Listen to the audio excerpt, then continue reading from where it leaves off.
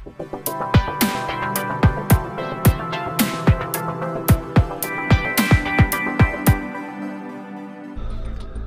विद्यार्थिनी यशस्वी शिंदे या युवतीची निर्घृण हत्या झाल्याची मानवतेला कलंक लावणारी घटना उरणमध्ये नुकतीच घडली।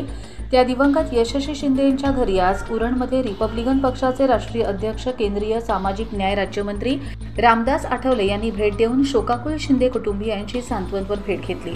सामाजिक न्याय विभागातर्फे दिवंगत यशस्वी शिंदे कुटुंबियांना 8,25,000ची सांत्वनपर मदत आणि रिपब्लिकन पक्षातर्फे 1 लाखाची मदत लवकरच देण्याचे आश्वासन रामदास आठवले यांनी दिले। दलित समाजाची, बौद्ध समाजाची आणि धुळ्यावरून आलेली जे वडील सुरेंद्र कुमार आहे ते ओएनजीसीमध्ये कॉन्ट्रॅक्टची नोकरी करत आहे। ती आई आहे, आजी आहे, बहिणी आहे आणि अशा पद्धतीचा चुलता आहे तिचा अशी बदली आहे।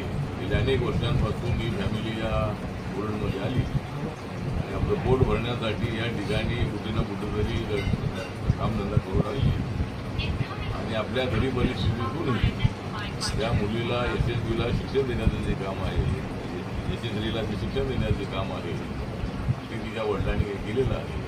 बीएपर्यंत ती शिकली होती आणि तिच्यावर जो हल्ला झालेला आहे तो हल्ला अत्यंत गंभीर अशा पद्धतीचा आहे। आरोपीला पोलिसांनी पकडलेला आहे, तो आता जेलमध्ये आहे। तर रिपब्लिकन पक्षाच्या वतीने आमची मागणी अशी आहे की या आरोपीला फाशी शिक्षा होणं अत्यंत आवश्यक आहे।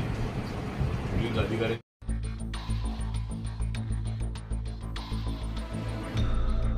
कर्जत लाईव्हसाठी अमोल कुमार जैन, अलिबाग।